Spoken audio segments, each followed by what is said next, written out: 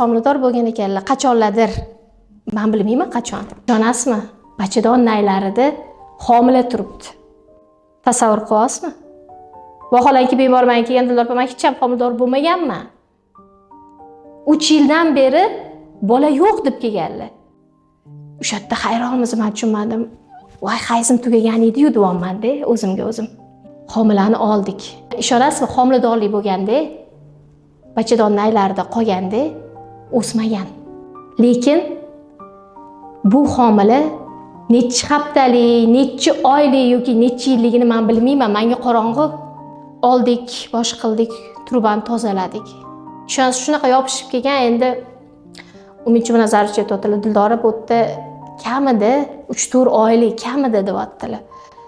Ochdik, bosh qildik, men ham ko'rdim va shu fikrlarga qo'shildim. Haqiqatan bu yerda yangi homila emas, yopishib ketgan.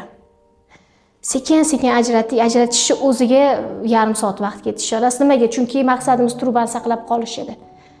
O'zi homila yo'q, ikkinchi trubani ochganmiz. Bizga sog'lom truba kerak, bachadon naylari. Bular farzandli bo'lish uchun. Ochdik, tozaladik, yana hidrotubatsiya qildim, yuvardik bu yoqdan.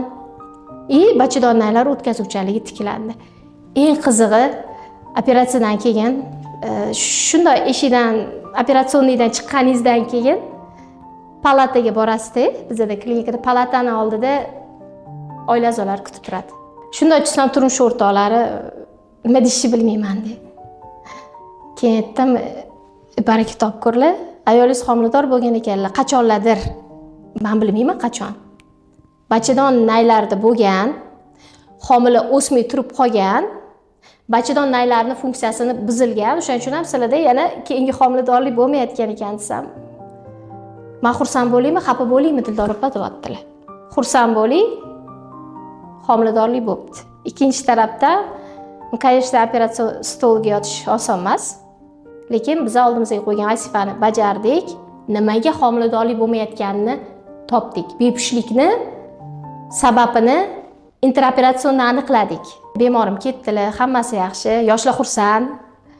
Dildor opa duo qiling. Uzoqqa ketayotgan bemorlarimiz har doim aytishadi, Dildor opa duo qiling, mehnatlaringizga rozi bo'ling, shunda hamma charchoqlaringiz chiqib ketadi.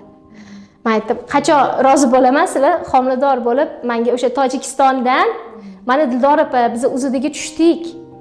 Homila bor ekan desanglar, eng quvontiradigan narsa mana shu dedim. 3 oydan keyin kelib turibdi-da SMS. Telegramdan test HGC va homiladorman degan matkani o'zida qog'oz. 2 yil bo'lgan bo'lsa, bu oila уже farzandli bo'lib ketdi. Juda ham xursand. Orada yozib turishadi. Undan keyin yana hali Tojikistondan qancha odam keldi, hammaligi xursand. 90% dan ko'p natija qilyapmiz. Allohga behisob shukr sabab chiqganiga. Agar sizda bepushtlik bo'lsa-yu, hech qanaqa bir davo chorasi yo'q deysa, siz umidsizlikka tushmang. Alloh sababchi qilsa beradi. Biz sababchi bo'lsak, faqat xursand bo'lamiz.